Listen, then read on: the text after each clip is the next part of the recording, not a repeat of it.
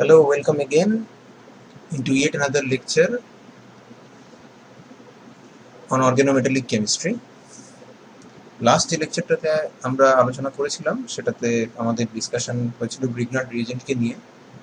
আমরা গ্রিগনার্ড রিএজেন্টের পার্টটা শেষ করে ফেলেছি। লাস্ট আমরা দেখেছিলাম কি করে সেখান থেকে নানা রকম কিটোন এবং অ্যালডিহাইড বানানো যায়। তার আগে আমরা অ্যালকোহল, কার্বক্সিলিক অ্যাসিড ইত্যাদি ডিফারেন্ট টার্গেট মলিকিউলস বানিয়েছি। এবার আমরা আমাদের যে সেকেন্ড অর্গানোমেটালিকটা সিলেবাসে আছে অর্গানোলিথিয়াম, তার দিকে যাব। অর্গানোলিথিয়ামের সঙ্গে গ্রিগনার্ডের মানে ম্যাগনেসিয়াম বা গ্রিগনার্ডের কিছু মিল আছে, আবার কিছু অমিলও আছে। আমাদের এখানে মেইনলি অর্গানোলিথিয়াম কী করে বানানো হয় সেইটা নিয়ে একটা ডিসকাশন করার পর আমরা সেই জায়গাগুলোকে হাইলাইট করব যেখানে অর্গানোলিথিয়ামটা গ্রিগনার্ড রিএজেন্টের সাথে টিপিক্যালি আলাদা। অর্গানোলিথিয়ামের ফাদার হিসেবে আমরা উইলহেম শ্লেঙ্কের নাম বলতে পারি, যার নামে শ্লেঙ্ক ইকুইলিব্রিয়াম রয়েছে। এছাড়াও শ্লেঙ্কের পরে যারা এই ফিল্ডে উল্লেখযোগ্য কাজ করেছিলেন তাদের মধ্যে নোবেল লরিয়েট জর্জ উইটিগ, কার্ল জাইগলার, এই দুজনের নাম বিশেষভাবে বলতে হয়। এছাড়াও হেনরি গিলম্যান এই ফিল্ডে প্রচুর কাজ করেছেন, যদিও তিনি আন্ডার গ্রাজুয়েট স্টুডেন্টদের কাছে মেনলি গিলম্যান কিউপ্রেটের আবিষ্কর্তা হিসেবে বিখ্যাত, কিন্তু গিলম্যানেরও অর্গানোলিথিয়ামের ওপরে প্রচুর কাজ ছিল। এবং তুমি দেখতে পাবে যে অর্গানো কিউপ্রেট বা গিলম্যান রিএজেন্ট তৈরি করার সময় কিন্তু অর্গানোলিথিয়াম কাজে লাগে। তো এই আরএলআই বা এআরএলআই এই জিনিসটা প্রথম প্রিপেয়ার করেন শ্লেঙ্ক। যেরকম বার্বিয়ার এবং গ্রিগনার্ডকে আমরা বলতে পারি অর্গানো ম্যাগনেসিয়ামের প্রপোনেন্টস, ঠিক তেমনই শ্লেঙ্কের হাত ধরে অর্গানোলিথিয়ামের উদ্বোধন হয়। এটাকে আমরা ইন জেনারেল আরএলআই বা এআরএলআই বলে বললেও এর একটা আয়নিক ফর্মও আছে, R-Li+। এবং যেহেতু লিথিয়ামের ইলেকট্রোপজিটিভিটি ম্যাগনেসিয়ামের থেকে অনেকটা বেশি, এখানে ইলেকট্রোনেগেটিভিটি ভ্যালুগুলো সাইড করা আছে। দেখো লিথিয়াম হচ্ছে 1.0, সেখানে ম্যাগনেসিয়াম হচ্ছে 1.3। তাহলে কার্বনের সঙ্গে যখন লিথিয়াম থাকবে সেই বন্ডটা কিন্তু আরও অনেক বেশি পোলার হবে, সেখানে ইলেকট্রোনেগেটিভিটি ডিফারেন্সটা বেশি আছে, যার ফলে এই আর এর মাথায় নেগেটিভ চার্জটা বেশি থাকবে। আয়নিক ক্যানোনিক্যালের কন্ট্রিবিউশন অর্গানো ম্যাগনেসিয়ামের ক্ষেত্রে যা, তার তুলনায় আয়নিক ক্যানোনিক্যালের কন্ট্রিবিউশন বেশি হবে, এবং সেই জন্যই তারা আরও বেশি রিঅ্যাক্টিভ অর্গানো ম্যাগনেসিয়ামের তুলনায়। যেহেতু আর এর মাথায় মাইনাস চার্জ বেশি আছে, তাই তারা নিউক্লিওফাইল হিসেবে harder in nature compare to organo magnesium, এবং তারা স্ট্রঙ্গার বেস। এখানে আমরা অর্গানো লিথিয়াম তৈরি করার প্রিপারেশন কয়েকটা দেখছি। তো প্রথমে যেটা, সেটা হলো জাস্ট অর্গানোব্রোমাইডের সাথে জিরো অক্সিডেশন স্টেটের মেটালটাকে মিশিয়ে যে রিয়াকশনটা করা হয়, লো টেম্পারেচারে জেনারেলি রিয়াকশন করা হয়, এবং এখানে ব্রোমিন সরে গিয়ে লিথিয়াম আসে এবং এখান থেকে লিথিয়াম ব্রোমাইড সল্ট তৈরি হয়। এরপর আমরা যেটা দেখবো সেটা হচ্ছে metal hydrogen exchange, basically acidic প্রোটনকে অ্যাবস্ট্রাক্ট করে নেওয়া বাই প্রিফর্মড অর্গানোলিথিয়াম। তো সেখানে আগে আমরা এই টার্মিনাল অ্যালকাইনটা দেখি। এই অ্যালকাইনটার পিকে হচ্ছে 25-এর কাছাকাছি। এর মধ্যে যদি আমি বিউটাইল লিথিয়াম দিই, তো এই হাইড্রোজেনটাকে বিউটাইল লিথিয়ামের বিউটাইল পার্টটা খেয়ে নিয়ে নিজে বিউটেন হয়ে যাবে, আর এই হাইড্রোজেনটা সরে গিয়ে এখানে লিথিয়াম চলে আসবে। তার মানে তুমি যদি অ্যাসিডিক প্রোটন দিয়ে তার মধ্যে প্রিফর্মড অর্গানোলিথিয়াম দাও, সেখানে তুমি আরেকটা নতুন অর্গানোলিথিয়াম বানাতে পারো, টার্মিনাল অ্যালকাইন তৈরি হতে পারে। আগের এক্সাম্পলটা, এখানে যে অ্যানিসোল মলিকিউলটা দেওয়া হয়েছে, এটা একটা অ্যারোমেটিক ইথার। এই এক্সাম্পলটা বেশ ইন্টারেস্টিং। এই হাইড্রোজেনটা আনডাউটেডলি বেশ অ্যাসিডিক। আমার লিথিয়ামটা এখানে sp3 কার্বনের উপরে আছে, আর এই কার্বনটা হচ্ছে sp2 হাইব্রিডাইজ। তো যদি আমি এখানে মেটাল এবং হাইড্রোজেনকে এক্সচেঞ্জ করি, তাহলে আমি প্রোডাক্টে লিথিয়ামকে অর্থ কার্বনে পেয়ে যাবো, আর হাইড্রোজেন চলে যাবে বিউটাইলের গায়ে। তো এই কার্বনটার উপরে, এটা যেহেতু sp2 কার্বন, সেটা sp3 কার্বনের থেকে সিগনিফিক্যান্টলি মোর ইলেকট্রোনেগেটিভ, তাহলে লিথিয়াম চেষ্টা করবে এমন কার্বনের সঙ্গে থাকতে যে কার্বন নেগেটিভ চার্জকে সাস্টেন করতে পারে। এটা আমরা আগেও দেখেছি। লিথিয়ামের বা এই ধরনের অর্গানোমেটালিক্স কম্পাউন্ডের একটা নেচারই হচ্ছে, পার্টিকুলারলি যদি তারা হাইলি ইলেকট্রোপজিটিভ হয়, like lithium, sodium, potassium, magnesium, তো তারা চেষ্টা করে এমন কার্বনের সঙ্গে থাকতে যে কার্বনের উপরে একটুখানি নেগেটিভ চার্জটা বেটার সাস্টেন করতে পারে কম্পেয়ার টু এ সিচুয়েশন যেমন এইখানে sp3-তে আছে, sp3 থেকে sp2-তে থাকাটা বেটার। এখন প্রশ্ন হচ্ছে যে এইখানে রিংয়ের ভেতর সবকটা কার্বনই sp2, তা বেছে বেছে এই অর্থ কার্বন কেন, এই হাইড্রোজেনটা কেন, যেটাকে লাল রং দিয়ে হাইলাইট করা হয়েছে? এখানে যে স্ট্র্যাটেজিটা কাজে লাগানো হয়েছে সেটাকে আমরা বলে থাকি ডাইরেক্টেড অর্থোমেটালেশন, ছোট করে বলা হয় DOM স্ট্র্যাটেজি। এটার লজিকটা হলো যে এই মিথক্সি গ্রুপের অক্সিজেনের যে লোন পেয়ার আছে সেটা লিথিয়ামের সঙ্গে কোঅর্ডিনেট করে, একটা কমপ্লেক্সেশন হয় এবং তার ফলে ওই লিথিয়াম বিউটাইল লিথিয়াম পুরো মলিকিউলটাকে ও নিজের দিকে টেনে আনে এবং প্রক্সিমিটি এফেক্টের জন্য বুঝতেই পারা যাচ্ছে এই যে অর্থ হাইড্রোজেনটা আছে বা ফর দ্যাট ম্যাটার এই যে অর্থ হাইড্রোজেনটা আছে এই দুটো ইকুইভ্যালেন্ট আমি এই দিকেরটা দেখিয়েছি, তুমি চাইলে বাঁ দিকেরটাও দেখাতে পারো। তো এই হাইড্রোজেনটার কে খাওয়ার মানে এই হাইড্রোজেনটা ডিপ্রোটনেটেড হওয়ার টেন্ডেন্সি বেশি থাকবে বিকজ এই কমপ্লেক্সেশনের ফলে বিউটাইল লিথিয়াম মলিকিউলটা কিন্তু ওএমির কাছে চলে এসেছে লিথিয়ামের সঙ্গে অক্সিজেনের কমপ্লেক্সেশনের ফলে এবং বিউটাইল পার্টটা তখন এই হাইড্রোজেনের কাছে আছে রিলেটিভ টু মেটা অর প্যারা হাইড্রোজেন এবং এই হাইড্রোজেনটাকেই খাবে। এই যে অ্যানায়নটা তৈরি হলো আমি যদি ভাবি এখানে নেগেটিভ আছে এখানে পজিটিভ আছে তাহলে এটার একটা অ্যাডিশনাল স্টেবিলাইজেশনও আছে যেটা এখানে বা এখানে অতটা নেই। সেটা হলো যে এইটার ওএমির যে মাইনাস আই এফেক্ট সেটা সব থেকে বেশি এক্সপিরিয়েন্স করবে অর্থ কার্বন, তারপর মেটা, তারপর প্যারা, কারণ ডিস্টেন্সের সাথে সাথে ইন্ডাকটিভ এফেক্ট কিন্তু কমে যায়। তাহলে এইরকম একটা কমপ্লেক্সিং গ্রুপ দিয়ে যেটা অর্গানোলিথিয়ামের লিথিয়াম আয়নটার সাথে কোঅর্ডিনেট করে তাকে খানিকটা ডিরেকশন দিয়ে নিজের কাছে নিয়ে আসে এবং নিজের অর্থ পজিশন থেকে প্রোটনকে ডিপ্রোটনেটেড হতে হেল্প করে, এই স্ট্র্যাটেজিটাকে বলা হয় ডাইরেক্টেড অর্থোমেটালেশন। এছাড়া আরেকটা যেটা আছে সেটা হচ্ছে মেটাল হ্যালোজেন এক্সচেঞ্জ, সেটা আমরা ব্রোমো বেঞ্জিনের সঙ্গে বিউটাইল লিথিয়ামের রিয়াকশনে ডেমনস্ট্রেট করার চেষ্টা করেছি। এখানে দেখো লিথিয়াম আগে ছিল sp3 কার্বনে, এবার লিথিয়াম চলে গেছে কিন্তু sp2 কার্বনে এবং এখানেও সেই একই স্ট্র্যাটেজি যে sp2 যেহেতু sp3 থেকে মোর ইলেকট্রোনেগেটিভ তাহলে লিথিয়ামের পছন্দ sp3 থেকে sp2 তে যাওয়াটা বেশি পছন্দ হবে এবং সেটাই এই ইকুইলিব্রিয়ামটাকে সামনের দিকে ড্রাইভ করে নিয়ে যাবে। সাধারণত বুঝতেই পারছো যেহেতু এগুলো ভেরি স্ট্রং বেস, এদের নন প্রোটিক সলভেন্টে ডাইথাইল ইথার টিএইচএফ এই জাতীয় সলভেন্টে আমরা এই রিয়াকশনগুলো করে থাকি। এখানে একটা পার্টিকুলারলি ম্যাজেন্টা কালার দিয়ে একটা মলিকিউল দেওয়া হয়েছে টিএমইডিএ, টেট্রামিথাইল ইথিলিন ডাইয়ামিন, এটার রোলটা আমরা একটু পরে বলছি। সো এই হচ্ছে আমাদের মোস্টলি অর্গানোলিথিয়াম তৈরি করার ব্যবস্থা। সেখানে সেকেন্ড দুটো মেটাল হাইড্রোজেন এবং মেটাল হ্যালোজেন এক্সচেঞ্জের ক্ষেত্রে প্রিফর্মড অর্গানোলিথিয়াম লাগছে, যে প্রিফর্মড অর্গানোলিথিয়াম আমরা আগে বানাতে হবে আমাদেরকে এবং সেটার জন্য আমরা ফার্স্ট টেকনিকটা ইউজ করব। এবারে আসছি স্ট্রাকচার। স্ট্রাকচারটা ভীষণ রকমের কমপ্লেক্স স্ট্রাকচার এবং এটা প্রথম দিকে লোকে বুঝতো না, পরে অনেক নানা রকম এক্সপেরিমেন্ট করে বোঝা গেছে যে এই সিম্পলি আরএলআই বলে আমরা যেটা লেটা চুকিয়ে দিচ্ছি সেটা অ্যাকচুয়ালি আরএলআই নয়, এটা সিম্পলি মোনোমেরিক স্পিসিস নয়, এরা এগ্রিগেটেড অবস্থায় থাকে এবং সেটা আবার নির্ভর করে যে তার মধ্যে কোনো অ্যাডিটিভ দেওয়া আছে কিনা বা সলভেন্ট যার মধ্যে নেওয়া আছে সেই সলভেন্টের নেচার কিরকম তার উপর নির্ভর করে। যেমন একটা এক্সাম্পল দেওয়া যায় যে টিএইচএফ সলিউশনে বিউটাইল লিথিয়ামটা একটা টেট্রামার আর একটা ডাইমারের মধ্যে একটা ডাইনামিক ইকুইলিব্রিয়াম থাকে, সে টেট্রামার ফর্মেও থাকে আবার ডাইমার ফর্মেও থাকে। এখানে আমরা যে এই এস মলিকিউলগুলো দিয়েছি এই এস গুলো হচ্ছে বেসিক্যালি সলভেন্ট, যেখানে এই অক্সিজেনটা লিথিয়ামের সঙ্গে কোঅর্ডিনেট করবে, এটা হচ্ছে টেট্রাহাইড্রোফিউরান সলভেন্ট। তার মানে এখানে যখন ডাইমার হিসেবে আছে তখন দুটো করে সলভেন্ট একটা লিথিয়ামকে ধরে আছে। আবার যদি তুমি এই ছোট ছোট ডটগুলোকে দেখো তাহলে এই ডটগুলো হচ্ছে ওই আর গ্রুপটা যেগুলো হচ্ছে বিউটাইল গ্রুপটা, তাহলে এখানে একটা ডাইমার ফর্মে আছে। আবার এটা একই সাথে টেট্রামার ফর্মেও থাকতে পারে যেখানে চারটে লিথিয়াম দিয়ে তুমি একটা আঁকতে পারো, একটা টেট্রাহেড্রন আঁকতে পারো এবং সেই টেট্রাহেড্রনের চারটে ফেসে একটা করে বিউটাইল গ্রুপ আছে এবং প্রত্যেকটা লিথিয়ামের সাথে একটা করে টিএইচএফ মলিকিউল জুড়ে রয়েছে। তো এর নানা রকমের ডিফারেন্ট টাইপের রিপ্রেজেন্টেশন করা যায়, কিন্তু মোস্ট ইম্পর্টেন্ট ব্যাপারটা হচ্ছে যে এরা একটা ক্লিয়ারলি ডিফাইন্ড এগ্রিগেটেড ফর্মে থাকে, এটা আপ টু হেক্সামার অবধি বিভিন্ন সলভেন্টে এরা এক্সিস্ট করতে পারে এবং এদের রিঅ্যাক্টিভিটিটা কিন্তু এই এগ্রিগেশনের উপরে হাইলি ডিপেন্ডেন্ট, যত হায়ার এগ্রিগেট হবে তত এই রিঅ্যাক্টিভিটি কমে যাবে। বিউটাইল লিথিয়ামকে যদি বা এই ধরনের অর্গানোলিথিয়ামকে যদি আমরা রিঅ্যাক্টিভ করতে চাই তাহলে আমাদেরকে ডি এগ্রিগেট করতে হয়, ডি এগ্রিগেট অর্থাৎ এগ্রিগেট ভাঙতে হবে এবং তার জন্য তার মধ্যে হেক্সেন বা এই জাতীয় সলভেন্ট নিলে সেখানে কোনো কোঅর্ডিনেটিং অ্যাটম নেই, আমরা কোঅর্ডিনেটিং অ্যাটমওয়ালা সলভেন্ট নিতে হবে। তার মধ্যে একটা আমরা দেখেছি অলরেডি টিএইচএফ, এছাড়া রয়েছে ডাইমিথক্সি ইথেন যেটাকে বলা হয় ডিএমই, আরেকটা রয়েছে টিএমইডিএ, এই জন্য আমরা আগে বলছিলাম টিএমইডিএ দিয়ে রিঅ্যাক্টিভিটি বাড়ানো হচ্ছে। তো সেখানে এরকম টেট্রামিথাইল ইথিলিন ডাইয়ামিন, এইখানে এইসব জায়গায় টিএইচএফ এর ক্ষেত্রে ঠিক সাইক্লিক কিলেট কমপ্লেক্স হয় না, কিন্তু এখানে কিন্তু ক্লিয়েশন হয়, অর্থাৎ লিথিয়ামের সঙ্গে দুটো অক্সিজেন বা এখানে দুটো নাইট্রোজেন একটা সাইক্লিক কমপ্লেক্স তৈরি করে এবং এটাকে স্টেবিলাইজ করে, তার ফলে এগ্রিগেট তৈরি করার টেন্ডেন্সি অনেকটা কমে যায়। রিঅ্যাক্টিভিটি কতটা ডিফারেন্স হতে পারে তার একটা দুটো এক্সাম্পল দেওয়া আছে।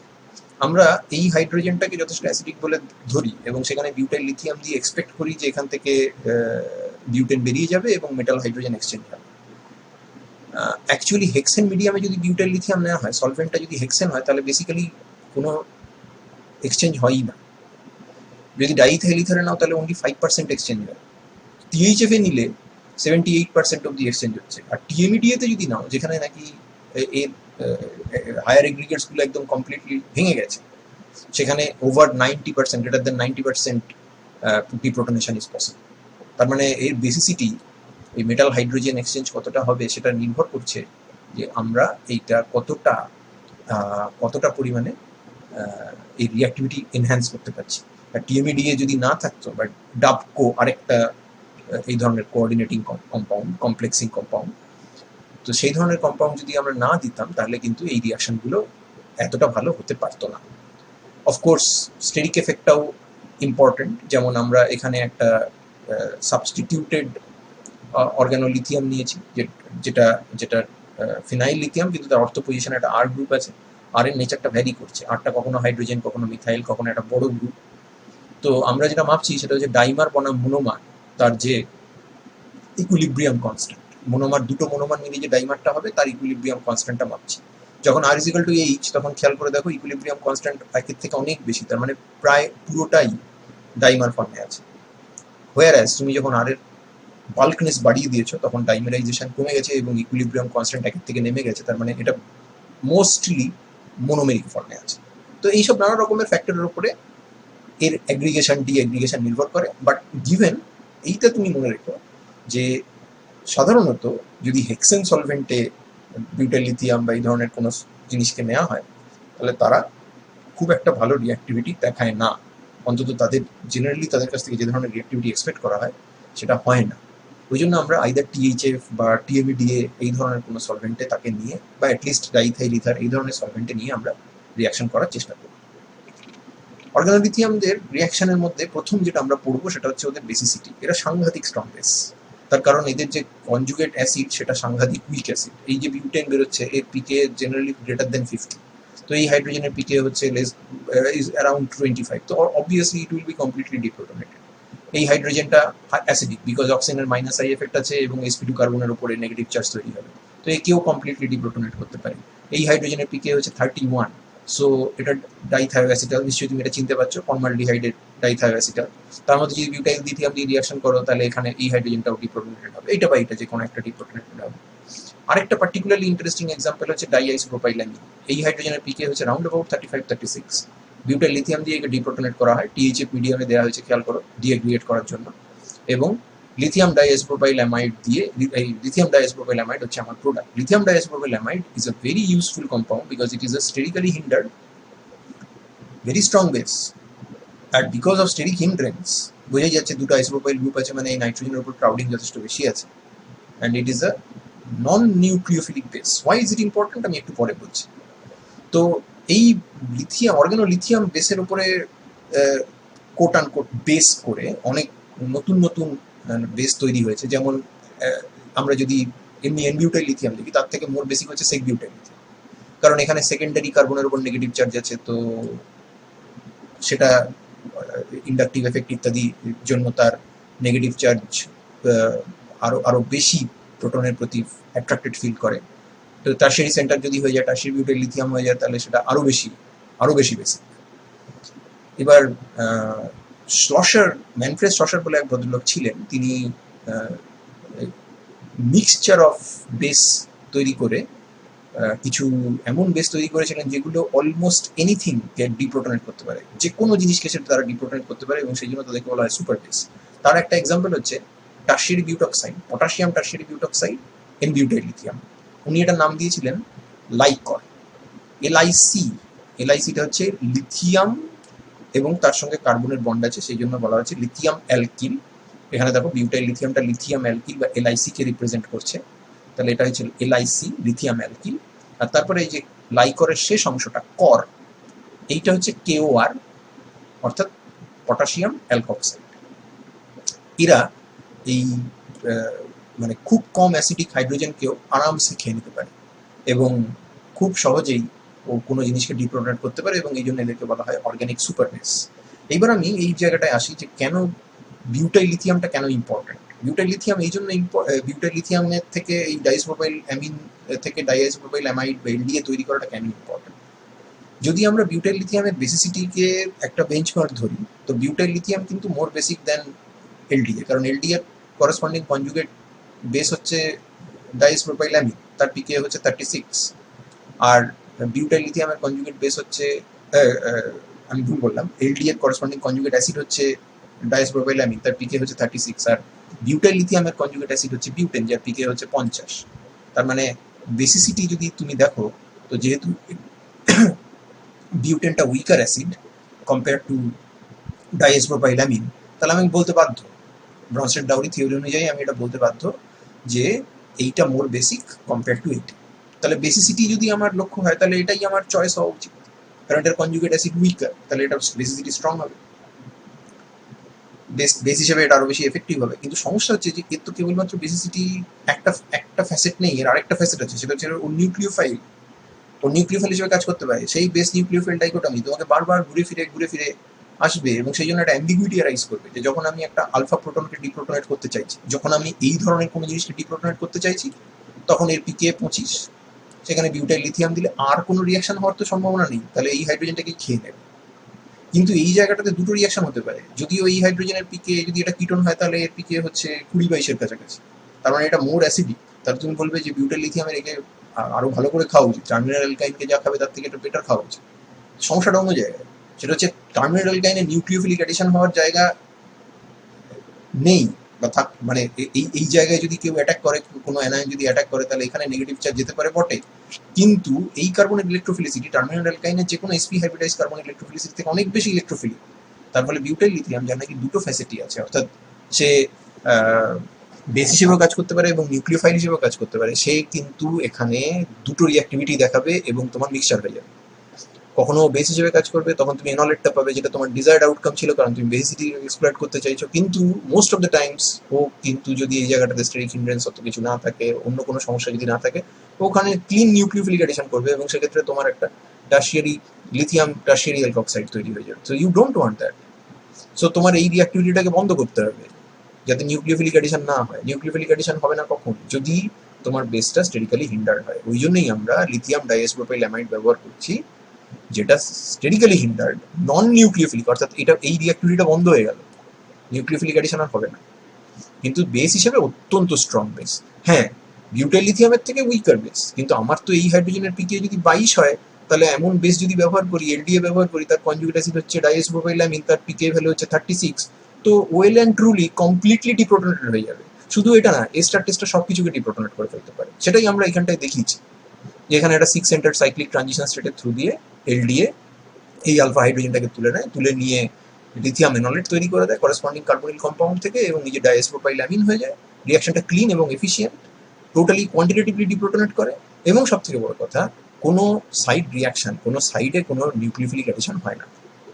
আমরা একটু আগে স্ট্রসারের কথা বলছিলাম, আমি ম্যানফ্রেড স্ট্রসারের ছবিটা এখানে দিয়েছি। ভদ্রলোকের main contribution in organic chemistry আর দ্য সুপার বেসিস, এবং ওনার একটা মজার একটা চিড়িয়াখানার মতো উনি একটা জিনিস বানিয়েছিলেন, যেটাতে উনি মনে করতেন আর কি, যে ওনার যে সমস্ত অর্গানোলিথিয়াম এবং তার সাথে সোডিয়াম অ্যালকক্সাইড বা পটাশিয়াম অ্যালকক্সাইড মিশিয়ে উনি যে সুপার বেসগুলো বানিয়েছেন, তারা কে কিরকম অ্যাগ্রেসিভ এইটা বোঝানোর জন্য উনি জু অ্যানালজিটা ইউজ করতেন।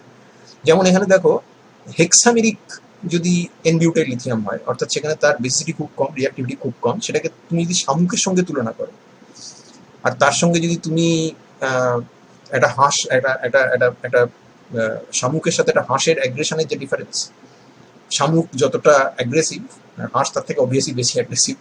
তো তুমি যদি টিএমইডি দিয়ে দাও, তাহলে ওর ডিঅ্যাগ্রিগেট হয়ে যায়, মোনোমেরিক স্পিসিসে চলে আসে, এবং সেক্ষেত্রে তার রিঅ্যাক্টিভিটি বা অ্যাগ্রেশন যাই বলো, সেটা অনেক বেড়ে যায়।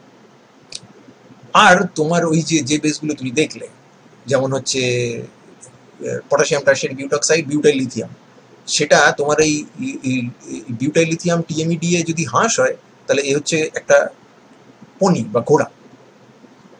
তো বুঝতেই পারছো, এ আরো অনেক বেশি অ্যাগ্রেসিভ। আর যদি তুমি এখানটায় পটাশিয়াম টার্সিয়ারি বিউটক্সাইডের জায়গায় সোডিয়াম টার্সিয়ারি বিউটক্সাইড দাও, তাহলে সেটাকে উনি রিপ্রেজেন্ট করতেন হাঙর দিয়ে। তো বুঝতেই পারছো, এই চারটে প্রাণীর মধ্যে এইটা তার মধ্যে সব থেকে বেশি অ্যাগ্রেসিভ, সব থেকে বেশি ডেঞ্জারাস হচ্ছে এইটা। তার মানে এটা মারাত্মক স্ট্রং বেস এবং মারাত্মক অ্যাগ্রেসিভ রিয়েজেন্ট। বিউটাইল লিথিয়াম নিজে ইটসেলফ একটা সাংঘাতিক জিনিস, সেটাকে যদি তুমি কেয়ারফুলি হ্যান্ডেল না করো সেটা ল্যাবরেটরিতে বিরাট বড় অ্যাক্সিডেন্ট ডেকে আনতে পারে। কিন্তু এই জিনিসগুলো কিন্তু আরো সাংঘাতিক, লাইকর, লিকনাকর, এই ধরনের জিনিসগুলো আরো সাংঘাতিক। শশা সম্বন্ধে আমি আরেকটা কথা বলবো, উনি ইটিএইচ উনি ইটিএইচ এর সম্ভবত নন, উনি লুসার্নে কোনো একটা ইউনিভার্সিটিতে কাজ করতেন। স্লশারের পরিণতিটা একটু বিয়োগান্তক। ওনার পাহাড়ে চড়ার খুব অভ্যেস ছিল। পাহাড়ে চড়তে গিয়ে বেশ অনেক বয়সও হয়েছিল, তুমি বুঝতেই পারছো, তখন অনেকটা বয়স, 70-এর উপর বয়স হয়ে গেছে। তিনি পাহাড়ে চড়তে গিয়ে একদিন হারিয়ে যান 2013 সালের এক বিকেলবেলা সুইস আলপসে মাউন্টেনিয়ারিং করতে গিয়ে, হাইকিং করতে গিয়ে, এবং উনি প্রত্যেক সপ্তাহেই ওটা যেতেন কারণ ওনার বাড়ির কাছেই পাহাড়টা ছিল আর কি। তো সেখানে গিয়ে উনি হারিয়ে যান, ওনাকে আর খুঁজে পাওয়া যায়নি, ওনার বডিও রিকভার করা যায়নি। আমরা প্রিজিউম করে নিতে পারি যে পাহাড়ে কোনো একটা আনটাইমলি অ্যাক্সিডেন্ট বা কিছু হয়েছিল, যেটা কমপ্লিটলি আনএক্সপেক্টেড ভাবে হয়তো উনি পড়ে টুড়ে গেছিলেন বা কিছু, কিন্তু বডিটা রিকভার করা যায়নি। ওনার এই কন্ট্রিবিউশনটা রয়েছে অর্গ্যানিক কেমিস্ট্রিতে, এবং এই সুপার বেসগুলো খুব রেগুলারলি বিভিন্ন অর্গ্যানিক কেমিস্ট্রি ল্যাবে ব্যবহার করা হয়, এবং এই জিনিসটাকে আমরা বলে থাকি স্লশারের চিড়িয়াখানা। আচ্ছা, এবার আমরা চলে আসি রিয়াকশনের দিকে। আমরা রিয়াকশনগুলো আমরা আগেই বলেছি, আমরা ওই রিয়াকশনগুলো পড়ার চেষ্টা করবো যেখানে যেখানে গ্রিগনার্ডের সাথেও তফাৎ আছে। গ্রিগনার্ডের সাথে প্যারালাল যেগুলো সেগুলো তো আছে, যেমন ধরো তুমি যদি ফর্মালডিহাইডের সাথে রিয়াকশন করো তার প্রাইমারি অ্যালকোহল হবে, অ্যাসিডালডিহাইডের সাথে করো মানে এনি অ্যালডিহাইড আদার দেন ফর্মালডিহাইড সেকেন্ডারি অ্যালকোহল হবে, কিটোনের সাথে রিয়াকশন করো তো টারশিয়ারি অ্যালকোহল হবে, এগুলো আছে। ডাইরেক্টেড অর্থোমেটালেশনটা এর জন্য খুব অ্যাপ্রোপ্রিয়েট, এবং সেখানে আমরা এখানে আগের বার আমরা অ্যানিসোল ইউজ করেছিলাম, এখানে আমরা একটা CH2NMe2 গ্রুপকে ডিরেক্টিং গ্রুপ হিসেবে ব্যবহার করছি। এই যে হাইড্রোজেনটা, এটা অর্থ with respect to that nitrogen, নাইট্রোজেনের মাথায় লোন পেয়ার আছে, তো ও লিথিয়ামের সঙ্গে কোঅর্ডিনেট করতে পারে। যদি কোঅর্ডিনেট করে তাহলে ও তাকে একটা সর্ট অফ খানিকটা স্টিয়ার করে অর্থ হাইড্রোজেনের দিকে নিয়ে আসবে, এবং অর্থ হাইড্রোজেনটা ডিপ্রোটনেটেড হবে। ওই আমরা এখানে লিথিয়াম চলে এলো, এবং এই জায়গাটা তার মানে বেসিক্যালি নেগেটিভলি চার্জ হয়ে গেছে, এই জায়গাটা নিউক্লিওফিলিক হয়ে গেছে। এখানে আমরা কার্বনিক ইলেকট্রোফাইল বা ইপক্সাইড ইলেকট্রোফাইল দিয়ে এই অর্থ পজিশনকে ফাংশনালাইজ করতে পারি। যেমন এখানটা একটা অ্যালকোহল হয়েছে, এই জায়গাতে একটা CH2OH ফ্র্যাগমেন্ট ঢুকেছে। তো অর্থ পজিশনগুলোকে ফাংশনালাইজ করার জন্য এই ডাইরেক্টেড অর্থ মেটালেশন টেকনোলজিটা আমরা কাজে লাগাতে পারি, বা টেকনিকটা কাজে লাগাতে পারি, এবং তার জন্য অর্গানোলিথিয়ামরা খুব সুটেবল। আমরা এর আগে দেখেছি যে যখন গ্রিগনার্ড রিয়েজেন্ট খুব স্টেরিক হিন্ড্রেন্সের মধ্যে পড়ে যায়, যে ইটসেলফ গ্রিগনার্ড রিয়েজেন্ট যদি খুব স্টেরিক্যালি হিন্ডার্ড হয় বা কিটোনটা যদি হিন্ডার্ড হয়, তাহলে ও দুটো রিয়াকশন হতে পারে। এক হচ্ছে ও বেস হিসেবে কাজ করে আলফা প্রোটনটাকে খেয়ে নিতে পারে, সেক্ষেত্রে এনোলাইজেশন হবে এবং গ্রিগনার্ডটা নিজে অ্যালকেনে কনভার্টেড হয়। আরেকটা হচ্ছে যদি গ্রিগনার্ডের ক্রাউডিং এরকম থাকে যে গ্রিগনার্ডের বিটা হাইড্রোজেন আছে এবং কম্পাউন্ডটাও মানে কিটোনটাও ক্রাউডেড, সেখানে নিউক্লিওফিলিক অ্যাডিশন করাটা প্রবলেমেটিক, তো তাহলে ওই বিটা হাইড্রোজেনটাকেও হাইড্রাইড ফর্মে ট্রান্সফার করে দিতে পারে, সেক্ষেত্রে রিডাকশন হয়ে যায়, এবং করেসপন্ডিংলি কিটোন থেকে আমরা সেকেন্ডারি অ্যালকোহল পাই, এবং গ্রিগনার্ডটা নিজে একটা অ্যালকিন তৈরি করে। এই ধরনের প্রবলেম হয় এই জন্য যে একে তো স্টেরিক্যালি হিন্ডার্ড কিটোন, তার উপর আবার গ্রিগনার্ডের ইটসেলফ স্টেরিক ডিমান্ডটা খুব বেশি। মাথায় রাখো, গ্রিগনার্ড যখন অ্যাডিশন করতে যায় তখন কিন্তু অ্যাকচুয়ালি আমরা যেরকম সিম্পলিস্টিক্যালি এরকম দেখিয়ে দিই, আমরা জানি যে এটা এরকম করে হয় না। এখানে একটা 6 সেন্টার সাইক্লিক ট্রানজিশন স্টেট থাকে অ্যাডিশনের সময়ও, দুটো আরএনজেক্স মলিকুল কাজ করে, একটা ম্যাগনেসিয়াম লুইস অ্যাসিড হিসেবে কাজ করে, আরেকটা ম্যাগনেসিয়াম 8টাকে ডেলিভার করে। তো স্টেরিক্যালি হিন্ডার্ড টিএস যদি হয় তাহলে এই জিনিস সাস্টেন করা সম্ভব নয়। হাউএভার যদি লিথিয়ামের কথা বলো, তাহলে ডিঅ্যাগ্রিগেটেড লিথিয়াম যেগুলো, অর্থাৎ যেখানে তুমি তাকে ভেঙে দিয়েছো, যদি তুমি অ্যাগ্রিগেশন নাও যে 4টে যুগে বসে আছে বা সাপোজ হেক্সামার হয়ে বসে আছে, তাহলে খুব প্রবলেম। কিন্তু যদি ডিঅ্যাগ্রিগেটেড ফর্মে থাকে তাহলে এদের সাইজ ম্যাগনেসিয়াম কম্পাউন্ডগুলোর থেকে রিলেটিভলি কম এবং স্টেরিক ডিমান্ড কম, এবং সেক্ষেত্রে তুমি খুব এফিসিয়েন্টলি যে নিউক্লিওফিলিক অ্যাডিশন স্টেরিক্যালি হিন্ডার্ড গ্রিগনার্ডের জন্য হচ্ছিল না, সেটা কিন্তু রিলেটিভলি লেস হিন্ডার্ড লিথিয়াম দিয়ে খুব সহজেই করে নিতে পারো। সিইউ এই কোশ্চেনটা দেয় যে এই কম্পাউন্ডের মধ্যে এই কম্পাউন্ড দিয়ে কি আউটকাম হবে, এবং অ্যাকচুয়ালি আমরা টারশিয়ারি অ্যালকক্সাইড তৈরি করতে পারছি না কারণ অ্যাডিশনটা হচ্ছে না, তাহলে সেটা করবো কি করে? প্রথম পার্টের উত্তর হচ্ছে যে এইসব এনোলাইজেশনের হবে বা রিডাকশন হবে, বিটা হাইড্রাইড ট্রান্সফার হবে। সেকেন্ড পার্টের উত্তরটা হচ্ছে যে আমি অর্গানোম্যাগনেসিয়াম ইউজই করতে পারবো না, আমাকে অর্গানোলিথিয়াম ইউজ করতে হবে। যদি অর্গানোলিথিয়াম ব্যবহার করি তাহলে আমাদের রিয়াকশনটা হবে, এবং সেক্ষেত্রে আমরা স্টেরিক্যালি হিন্ডার্ড টারশিয়ারি অ্যালকক্সাইড গ্রুপ বানাতে পারবো। যেমন এখানে ডাইসপ্রোপাইল ছিল, এখানে ডাইসপ্রোপাইল ছিল, এখানে নিজে এটা একটা আইসোপ্রোপাইল ছিল, তাহলে আমি একটা এই কার্বনটার উপরে 3টে আইসোপ্রোপাইল গ্রুপ অ্যাড করতে সক্ষম হয়েছি। এটা গেল একটা ডিফারেন্স। আরেকটা ডিফারেন্স হচ্ছে আমরা মাইনওয়াল রিঅ্যারেঞ্জমেন্ট বা হাউস মাইনওয়াল রিঅ্যারেঞ্জমেন্ট দেখেছিলাম যে গ্রিগনার্ড অনেক সময় ইপক্সাইডের সঙ্গে রিয়াকশন করার সময় রিঅ্যারেঞ্জ প্রোডাক্ট দেয়। তার কারণ গ্রিগনার্ডের মধ্যে স্লেঙ্ক ইকুইলিব্রিয়ামের জন্য ম্যাগনেসিয়াম ব্রোমাইডের মতো লুইস অ্যাসিড থাকে। তো সেই Lewis acid mediated epoxide to carbonyl rearrangement, ইপক্সাইডটা কার্বনিলে কনভার্টেড হয়ে যায় ভায়া 1-2 শিফট, এবং সেইখানে যে নতুন কার্বনিল কম্পাউন্ডটা তৈরি হয় সেটা গ্রিগনার্ডের সাথে রিয়াকশন করে ইভেনচুয়ালি আমরা একটা রিঅ্যারেঞ্জ প্রোডাক্ট পাই। সেটা এখানে হয় না। যদি আমরা লিথিয়াম সল্ট ফ্রি রাখি, লিথিয়াম সল্ট যদি অর্গানোলিথিয়ামের মধ্যে না থাকে, তাহলে এই ধরনের কোনো রিঅ্যারেঞ্জমেন্ট দেখতে পাওয়া যায় না এবং আরএলআই ক্লিন রিয়াকশন করে। যেমন এই সাইক্লোহেক্সিন ইপক্সাইডটার সঙ্গে যদি আরএমজিভিআর দিয়ে রিয়াকশন করো তাহলে রিঅ্যারেঞ্জ প্রোডাক্ট পাবে, কিন্তু যদি আরএলআই দিয়ে রিয়াকশন করো দেখো আমরা এই যথারীতি এই এখানে ব্যাক সাইড থেকে অ্যাটাক করে সেটা খুলে গেছে, অ্যান্টি কম্পাউন্ডটা পেয়েছি এবং এটা রেসিমিক ফর্মে আছে। So it is free of rearrangement. Carboxylic অ্যাসিডের সঙ্গে রিয়াকশন, কার্বক্সিলিক অ্যাসিডের সাথে আমরা দেখেছিলাম যে গ্রিগনার্ডের রিয়াকশনটা কার্বক্সিলিক অ্যাসিডের সাথে ভালো হয় না। এক্সেস গ্রিগনার্ড দিয়ে স্পেশাল কন্ডিশনে যদি রিয়াকশন করা যায় তাহলে হতে পারে, কিন্তু সেক্ষেত্রে যে টেট্রাহাইড্রাল ইন্টারমিডিয়েটটা তৈরি হয় সেখান থেকে ম্যাগনেসিয়াম X2 এবং ম্যাগনেসিয়াম অক্সাইড বেরিয়ে গিয়ে কিটোন তৈরি হয় এবং কিটোনটা ইমিডিয়েটলি আবার গ্রিগনার্ডের সাথে রিয়াকশন করে। বিউটাইল লিথিয়ামের ক্ষেত্রে সেরকম হয় না। বিউটাইল লিথিয়ামকে যদি তুমি কার্বক্সিলিক অ্যাসিডের সাথে রিয়াকশন করো তো ফার্স্টে এই হাইড্রোজেনটাকেও খাবে। যে কোনো একটা অর্গানোলিথিয়াম দিয়ে তুমি করতে পারো, বা যদি তোমার মনে হয় যে অর্গানোলিথিয়ামটা বেশি আছে তাহলে মানে রাদার অর্গানোলিথিয়ামটা এখানে একেবারে নষ্ট হয়ে যাচ্ছে, তাহলে তুমি এটাকে যে কোনো বেস দিয়ে নিউট্রালাইজ করে নিতে পারো, লাইক লিথিয়াম হাইড্রাইড। তাহলে এখানে অর্গানোলিথিয়াম তৈরি হলো। এই অর্গানোলিথিয়ামের সঙ্গে বিউটাইল লিথিয়ামের যখন রিয়াকশন হবে তো এই বিউটাইল লিথিয়াম কার্বক্সিলেট, এবং সেক্ষেত্রে এর রেজোন্যান্স স্টেবিলাইজেশনের জন্য ইলেকট্রোফিলিসিটি অনেক কম হবে, কিন্তু বিউটাইল লিথিয়াম কিন্তু সাংঘাতিক ভালো নিউক্লিওফাইল, অর্গানো ম্যাগনেসিয়ামের থেকে better, harder nucleophile, better nucleophile in a sense যে ওর আয়নিক নেচারটা ডমিনেন্ট, আয়নিক নেচারটা মানে অ্যাটলিস্ট ইয়ের থেকে বেশি, অর্গানো ম্যাগনেসিয়ামের থেকে অনেকটা বেশি। তার ফলে ও নিউক্লিওফাইল হিসেবে রিয়াকশন করার ক্ষমতা কোনো কোনো ক্ষেত্রে ম্যাগনেসিয়ামের থেকে অনেক বেশি। এবং এই জায়গাটাতে আমরা এটাও বলেছিলাম যে এখানে যদি লিথিয়াম সল্ট বানাও তাহলে অক্সিজেন লিথিয়াম বন্ডটা মানে বেশ অনেকটা কোভ্যালেন্ট নেচার আছে অক্সিজেন ম্যাগনেসিয়াম বন্ডের তুলনায়। এখানে যদি কোভ্যালেন্ট নেচার যত বেশি থাকবে এর রেজোন্যান্স তত খারাপ হবে, রেজোন্যান্স যত খারাপ হবে এই কার্বনটা তত বেশি ইলেকট্রোফিলিক হবে। তো বিউটাইল লিথিয়াম এখানে অ্যাটাক করতে পারে এবং অ্যাটাক করার পরে এখানে ডাইলিথিও সল্টটা তৈরি হয়, যেটাকে H3O+ দিয়ে ট্রিট করলে আমরা একটা হাইড্রেট পাই, যেখান থেকে ইমিডিয়েটলি ওয়াটার বেরিয়ে গিয়ে আমাদের কিটোন তৈরি হয়। তাহলে এটা কিটোন তৈরি করার একটা টেকনিক, এটা আমরা আগে পড়েছি। ফর্মিক অ্যাসিড দিয়ে যদি রিয়াকশন করো তো একই পদ্ধতিতে চলে গিয়ে তুমি ফর্মালডিহাইডের মানে একটা অ্যালডিহাইডের হাইড্রেট পাবে এবং সেটাকে সেখান থেকে জল বের করে দিলে তুমি অ্যালডিহাইড তৈরি করতে পারবে। আমরা এটাও দেখেছিলাম যে কার্বন ডাই অক্সাইডের সাথে ইনিশিয়াল রিয়াকশনটা করা যায় এবং সেক্ষেত্রে it gives us the opportunity to synthesise both symmetrical as well as unsymmetrical ketone. তো এখানে আমরা কার্বন ডাই অক্সাইডের সাথে 2 ইকুইভ্যালেন্ট বিউটাইল লিথিয়াম দিয়েছি, তো ফার্স্টে 1 ইকুইভ্যালেন্ট অ্যাটাক করবে করে লিথিয়াম কার্বক্সিলেট তৈরি করবে, তারপরে সেকেন্ড ইকুইভ্যালেন্ট অ্যাটাক করবে। আনডাউটেডলি কার্বক্সিলেটের তুলনায় কার্বন ডাই অক্সাইডের ইলেকট্রোফিলিসিটি অনেক বেশি, তাহলে first step carbon die oxide পুরোটা খরচ হবে। তারপরে যেহেতু তুমি এক্সেস বিউটাইল লিথিয়াম দিয়ে রেখেছো সেকেন্ড ইকুইভ্যালেন্টটাও অ্যাড হবে এবং তুমি এখানে দেখো এই কার্বন ডাই অক্সাইডের এই কার্বনটা বেসিক্যালি এইখানে এসছে এবং you have got 2 butyl groups attach to this carbon and your ketone, যেখানে দুটো আলাদা আলাদা কম্পাউন্ড তৈরি হয়েছে, যেখানে দুটো আলাদা আলাদা চেন ঢুকেছে, দুদিকেই দুটো আলাদা চেন ঢুকেছে, কিন্তু যেহেতু আমি বিউটাইল লিথিয়াম দিয়েছিলাম তো দুদিকেই বিউটাইল গ্রুপ ঢুকেছে। What will happen if I add first one organolithium and then followed by another organolithium? তো ফার্স্টে যদি আমি মিথাইল লিথিয়াম অ্যাড করি তো প্রথমে এই কম্পাউন্ডটা তৈরি হবে ফর শিওর। এটা তৈরি হওয়ার পরে যদি আমি বিউটাইল লিথিয়াম অ্যাড করি এবং এখানে দুটোই 1 ইকুইভ্যালেন্ট করে অ্যাড করা হচ্ছে, তাহলে এবার এর ওপরে এই বিউটাইল লিথিয়াম দিয়ে এখানে অ্যাটাক করবে, ডাইলিথিও সল্টটা তৈরি হবে, সেখান থেকে আমি অ্যাসিডিফাই করলেই তখন আমার এই কম্পাউন্ডটা বেরিয়ে আসবে, যেখানে এই মিথাইলটা এসছে মিথাইল লিথিয়াম থেকে, এই বিউটাইলটা এসছে বিউটাইল লিথিয়াম থেকে এবং এই কার্বনটা এসছে আমাদের কার্বন ডাই অক্সাইড থেকে। এস্টারের উপর যদি অর্গানোলিথিয়াম দিয়ে রিয়াকশন করো তো ফার্স্টে কিটোন তৈরি হবে, কিটোন তৈরি হওয়ার পর সেখানে আরেকবার ফার্দার এডিশন হবে সেকেন্ডারি টারশারি অ্যালকোহল, যদি ফর্মেট এস্টার নাও তাহলে সেকেন্ডারি অ্যালকোহল, এগুলো basically they are like very much parallel to what Grignard reagents do.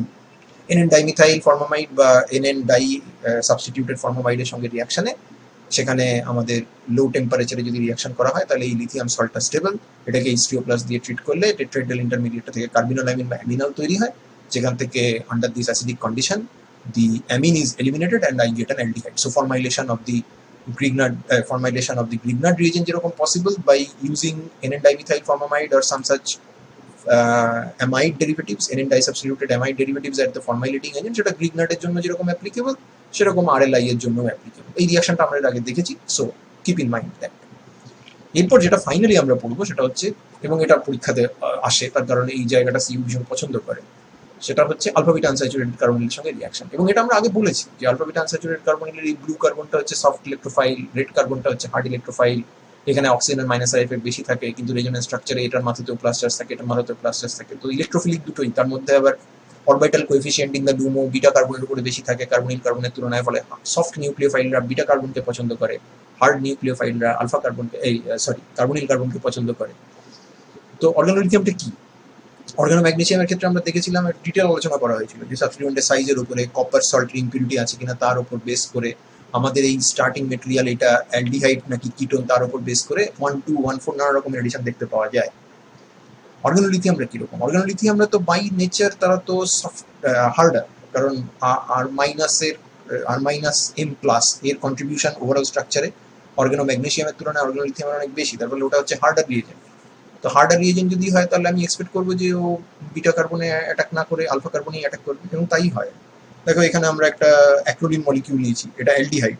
তো এর মধ্যে তুমি মিথাইল লিথিয়াম দিচ্ছ, সেখানে মিথাইলটা দেখতে পাচ্ছ ডেলিভার্ড হয়েছে 1, 2 পজিশন, 1, 2 ডিরেক্ট এডিশন হয়েছে, কনজুগেট এডিশন কিন্তু হয়নি। তো এই কম্পাউন্ডের মধ্যে যদি তুমি গ্রিগনাট দাও তাহলেও কিন্তু 1, 2ই হবে, তার কারণ এটা অ্যালডিহাইড। আমরা জানি অ্যালডিহাইড, আলফা বিটা আনস্যাচুরেটেড অ্যালডিহাইডের মধ্যে গ্রিগনাট দিলে সেখানেও ওই 1, 2 এডিশনই হয়। এবার আমরা এখানে একটা কম্পারেটিভ স্টাডি করেছি, যেখানে আমরা এইখানে অ্যালডিহাইড নিইনি, এটা মিথাইল, এবং এইখানটায় আমরা MEM দিয়েছি। এমটা একবার হচ্ছে লিথিয়াম, একবার হচ্ছে MgI। তো এই মিথাইল, এই রেড মিথাইলটা যদি ডেলিভার্ড হয় তাহলে 1, 4 এডিশন যদি হয় তাহলে এখানে তোমার এনলেট কম্পাউন্ড তৈরি হবে। আর যদি তুমি 1, 2 এডিশন করো তাহলে তোমার এখানে অ্যালকক্সাইড তৈরি হবে, সেটা ম্যাগনেসিয়াম অ্যালকক্সাইড হোক বা লিথিয়াম অ্যালকক্সাইড হোক। এবং এদেরকে যদি ওয়ার্কআপ করো তাহলে এটা সিম্পল অ্যালাইলিক অ্যালকোহল তৈরি করবে, হুইচ ইজ দ্য 1, 2 এডিশন।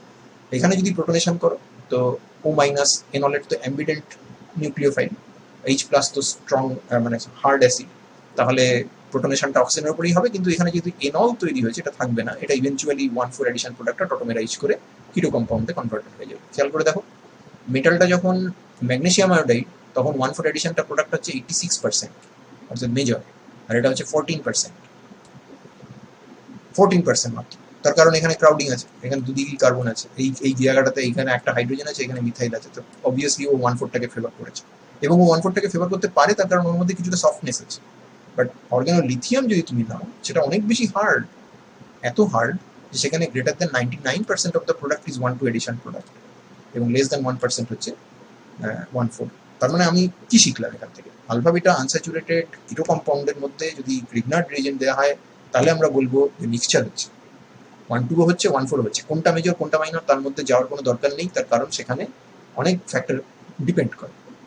কিন্তু যদি অর্গানোলিথিয়াম দেওয়া হয়, আমরা আনইকুইভোকালি বলতে পারি যে যেহেতু গ্রেটার দ্যান 99% আমরা এটাকে অলমোস্ট এক্সক্লুসিভ বলে রিপোর্ট করবো, এবং সেক্ষেত্রে আমরা বলবো যে এখানে ক্লিন কাট 1, 2 এডিশন হচ্ছে। কেন হচ্ছে? কারণ অর্গানোম্যাগনেসিয়ামের থেকে অর্গানোলিথিয়ামদের হার্ডার নেচারটা অনেক বেশি হার্ড, নিউক্লিওফাইল হিসেবে তারা হার্ডার। কেন harder?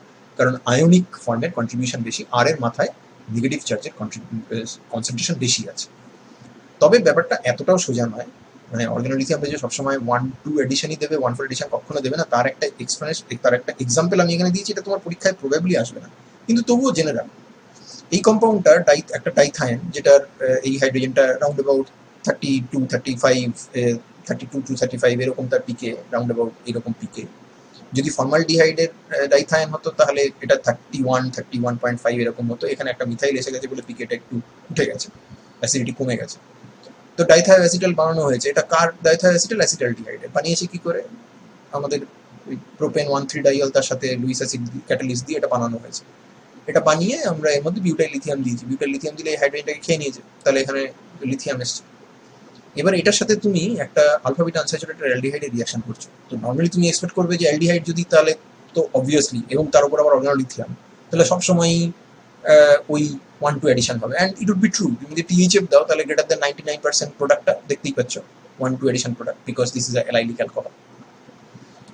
And the blue colour product, যেখানে এই ব্ল্যাক ডাইথাইন রিংটা এই কার্বনে অ্যাটাক করেছে, এই ব্লু যে কার্বনটা হাইলাইট করা আছে সেখানে অ্যাটাক করেছে, that's obviously the beta carbon. এখানে যদি অ্যাটাক করে তাহলে 1,4 বা কনজুগেট এডিশন প্রোডাক্ট সেটা তৈরিই হচ্ছে না। But the regioselectivity will completely alter যদি তুমি এর মধ্যে একটা পোলার প্রোটিক সলভেন্ট এইচএমপিএ দিয়ে দাও, অর্থাৎ এটা যদি 3 ইকুইভ্যালেন্ট এইচএমপিএ টিএইচএফ মিডিয়ামে করো, যেখানে 3 ইকুইভ্যালেন্টস অফ এইচএমপিএ দেওয়া আছে, এইচএমপিএ হচ্ছে হেক্সামিথিলিন ফসফোরামাইড, তাহলে এই রিজিওসেলেক্টিভিটি কিন্তু উল্টে যায়। 62% of the product comes from 1,4 addition, conjugate addition, and only 38%, round about 40% product comes from the 1,2 edition. Detailed explanation of this phenomenon is beyond our scope. তাহলে আমি এটা দেখালাম কেন এখানে? I wanted you guys to see যে অর্গানোলিথিয়াম মানেই 1,2 addition করবে এরকম নয়। তোমার লেভেলে তুমি যে জায়গাতে বিলং করো তাতে অর্গানোলিথিয়াম দিলে 1,2 এডিশন তুমি চোখ বুঝে খাতে লিখে দিয়ে আসবে। বাট there are situations যেখানে organolithium কেও you can actually force the regioselectivity to change. So this concludes our discussion on organolithium chemistry.